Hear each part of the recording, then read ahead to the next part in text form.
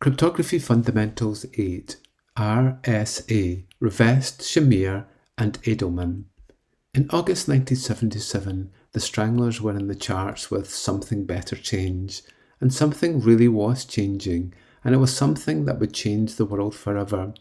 This was the month that Martin Gardner, in his Scientific American column, posted a challenge of a method that has stood the test of time, RSA. It related to the work of R. Rivest, A. Adleman, and S. Shamir, and was a puzzle on their discovery of a method which allowed two keys to be created, where one could encrypt and the other to decrypt. Their work had been based on a proposal from Whitfield, Diffie, and Martin Hellman on a trapdoor function that could be created from a key pair. In order to explain the concept, Martin provided a background in the Diffie-Hellman method, and which outlined, then, in 1975, a new kind of cipher was proposed that radically altered the situation by supplying a new definition of unbreakable, a definition that comes from the branch of computer science known as complexity theory.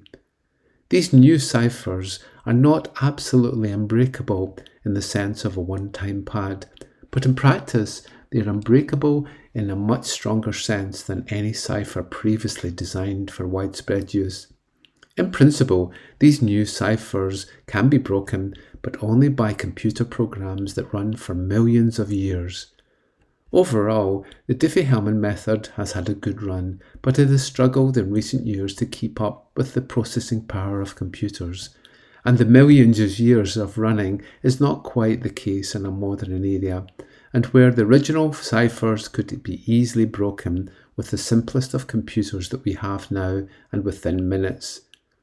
With the RSA method, Martin Gardner outlined their work supported by grants from the NSF and the Office of Naval Research appears in On Digital Signatures and Public Key Crypto Systems, Technical Memo 82 April 1977, issued by the Laboratory for Computer Science, Massachusetts Institute of Technology, 545 Technology Square, Cambridge, Massachusetts 02139.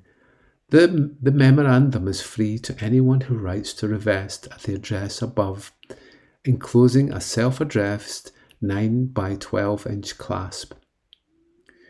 On receipt, the requesters eventually, and it took over 4 months in many cases, received a piece of history. It seems unbelievable these days, but the original methods were based on two 63-digit prime numbers that would be multiplied to create a 126-bit value. Contrast this with the difficulty of finding two prime numbers of a 125 and 126-digit number obtained by multiplying two 63-digit primes.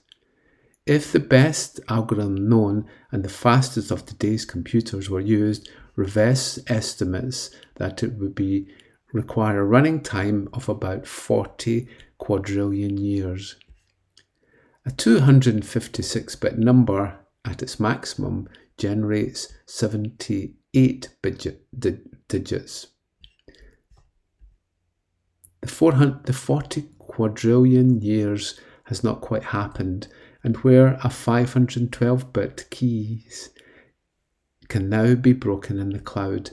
If you're interested, here is a 512-bit integer value in which has 148 digits.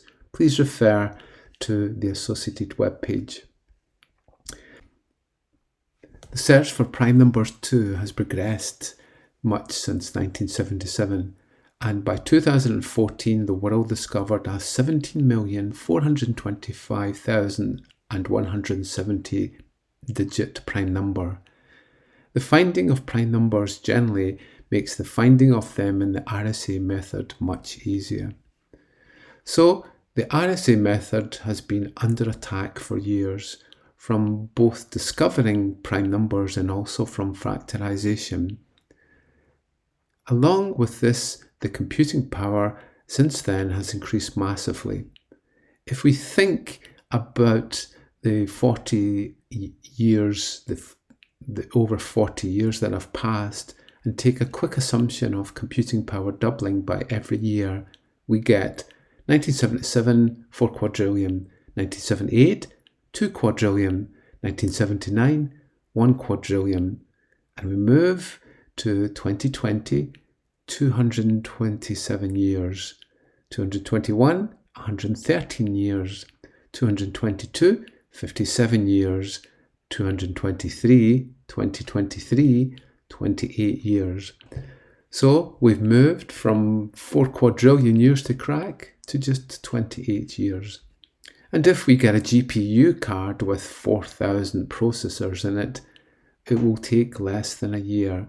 And we could get a few of them together in a cluster and crack it in a single day. The freak vulnerability also caused problems by limiting the RSA keys due to export controls. These were limited at 512 bits. The factorization of prime numbers too has generated methods which can quickly find prime number factors. The tension of crypto and academic freedom.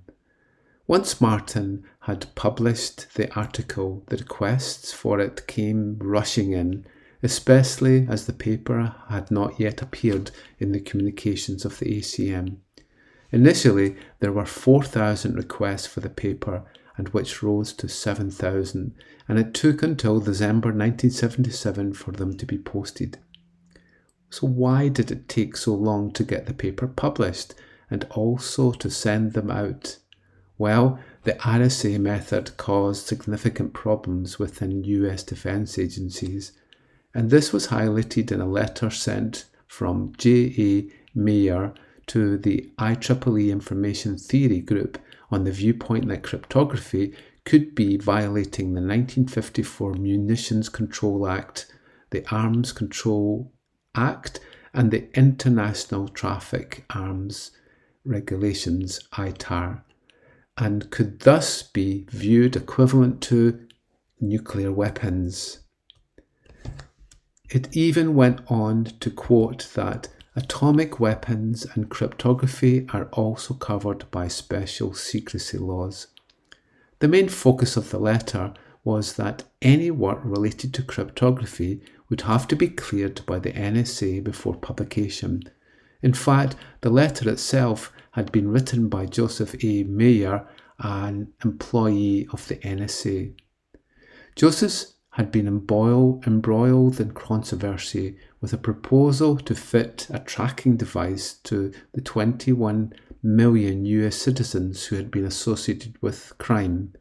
The tag would then be used to monitor the location of the subscriber and to detect whenever they broke a curfew or committed a crime. In a modern era of GPS tracking of everyone's phones, Joseph's dream has actually become a reality, and now everyone is monitored. The RSA team thus had a major dilemma, as many of the requests for the paper came from outside the US. Martin Hellman, who was the co-author of the Diffie-Hellman method, had already had problems with the ITAR and even decided to present a paper himself in 1977 at Cornell University rather than the practice of letting his PhD students present the work. His thinking was that the court case would be lengthy and that it would damage his PhD students' studies, Ralph Merkel and Steve Pollock, and so he stood up for academic freedoms. Initially, the students wanted to present their work, but their families did not think it was a good idea. Eventually, though, Ralph and Steve stood beside Hellman on the stage and presented the paper, but did not utter a word. With this stance, the cryptographers held ground and hoped that a stated exemption on published work within ITAR would see them through. The worry, though, did delay the paper being published and for the posting of the article. In reply to Mayer's paper, the IEEE stood its ground on their publication being free of export license and with the burden of permissions placed on the authors. And then an additional response from the IEEE saying that they put in place safeguards for the publishing of material.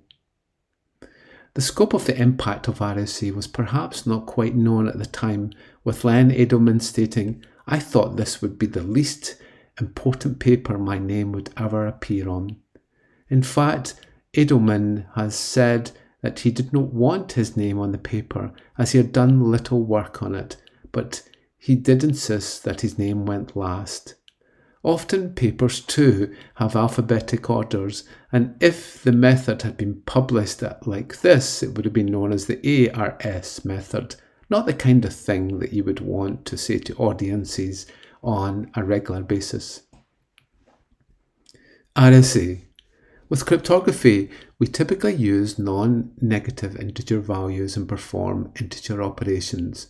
The challenge in public key encryption is to find a method which is computationally difficult for a computer to solve if it does not know a given secret, normally known as the private key. One such problem is the difficulty in factorizing a value that is made up from the multiplication of two prime numbers. In RSA, we take two prime numbers, typically at least 512 bits long, and then multiply these to create a modulus value, n, often at least 1024 bits long. From this, we derive a public exponent e and a modulus. The modulus n is thus determined by multiplying two prime numbers together, p and q. N is equal to p times q. The core challenge here is that it is often extremely difficult and costly to determine the two prime numbers which make up n, the modulus. Next, we select an encryption key exponent value for the public key, e. This is selected so that phi and e do not share a factor. The greatest common divisor between e and phi is 1, and where phi is p minus 1 times q minus 1. We have encountered this before in a previous podcast, and it is known as Euler's totient function. Most typically, we use an e value of 65,537, or in hexadecimal 10001. To produce a cipher C, we convert our message into a form of an integer and then use e and n to give C is equal to m to the power of e mod n. To decrypt this, we take the cipher and recover the message value using the decryption exponent d and the modulus m. D is equal to c to the power of d mod m. To make RSA work, we need to calculate the private exponent d to obey d times e mod phi equals 1. And as we saw before, phi is equal to p minus 1 times q minus 1. We thus determine d by determining the inverse of e mod phi, or e to the power of minus 1 mod phi is equal to d. So let's take an example. Let p equal 11, that's a nice prime number, and q equal to 7. And then n will be p times q, which will be 77. We can then work out phi, which will be p minus 1 times q minus 1. That's 6 times 10 is 60. So now we need to pick a value of the public exponent e, and it should not share a factor with phi. Phi is 60, so we can't use 3, that's a factor. We can't use 5, that's a factor. So let's pick e equal to 7. Now we compute the decryption exponent of d. d is equal to e to the minus 1 mod phi. So if we do that in Python, 7 minus 1, 60, gives us 43. So we have an e value of 7 and a d value of 43. So let's select a message of 19. So we get a cipher of 19 to the power of 7 mod 77 gives us 68. Now we can decrypt. Message is equal to 68 to the power of 43 mod 77, and magically the value comes back as 19. Our public key is then E, N, and our private key is D, N. The usage of the mod n operation is the magic that makes this work. Unfortunately, the RSA method has suffered from performance issues as we have had to increase the size of the prime numbers used. Thus, if researchers can crack a modulus of 1024 bits, they can factorize into two 512-bit prime numbers used. At the current time, a public modulus of 2048 bits is recommended. So while a modulus of this size is acceptable within a powerful computer, devices with limited CPU often struggle to create keys and with the encryption and decryption process. RSA signatures. We've seen how RSA can be used to encrypt, but the real power of RSA is that we can also create a digital signature with it. With the mathematical operations involved, RSA is hardly ever used for core encryption, as symmetric key methods are much more efficient in their operation. But it is fairly efficient when dealing with relatively small data sizes, such as for an encryption key, which is only typically 128 bits or 256 bits long.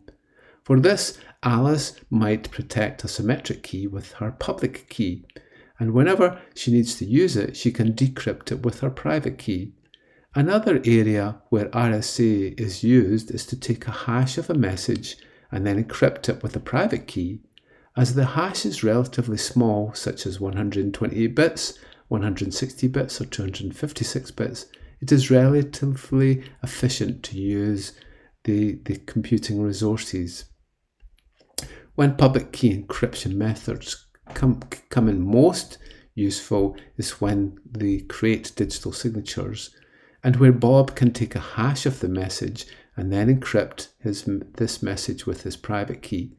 Alice can then take a hash of the received message and decrypt Bob's encrypted hash with his public key and compare the values produced. If they match, she determines that it was Bob who had sent the message and that it has not been changed by anyone. In the figure that I've shown in the related blog post, we can see that Bob has a key pair, a public key and a private key. He takes a hash of the message and encrypts it with his private key and then appends this onto the message. And then the message will be encrypted with the symmetric key that Bob and Alice share. Typically, this is either a long-term shared key or has been negotiated through a handshake. When she receives the ciphered message, she decrypts it with the same shared symmetric key and then takes her own hash of the message. She also decrypts the encrypted hash with Bob's public key and then compares the hashes. As the public key and the private key work together, only the signing by Bob's private key will reveal the hash with his public key. Alice can then tell that the message has not been changed, as the hash would change if Eve has modified it, and that it has been produced by Bob and not Eve pretending to be Bob. Obviously, we know we now have a problem in how to get Bob's public key. An important element here is that we have a way for Bob to send Alice his public key in a trusted way so that Eve cannot intercept it and change the public key. For this, we introduce Trent, and who is trusted by Bob and Alice to prove their keys.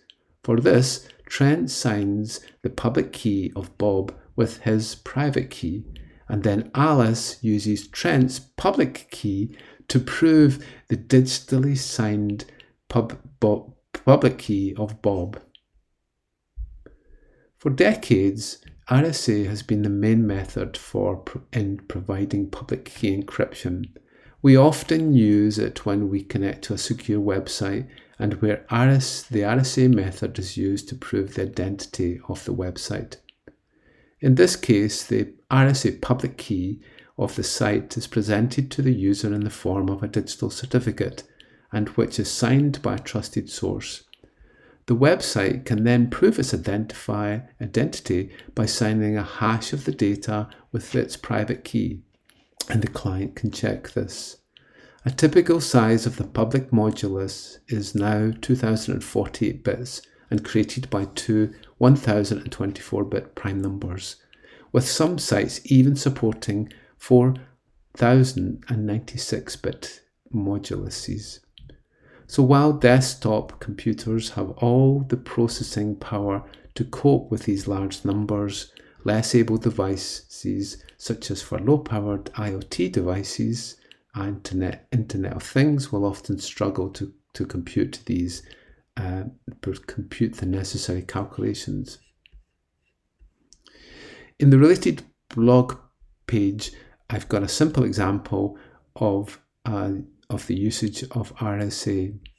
In this case, I will use prime numbers of a given size, such as 160 bits, and produce a random modulus.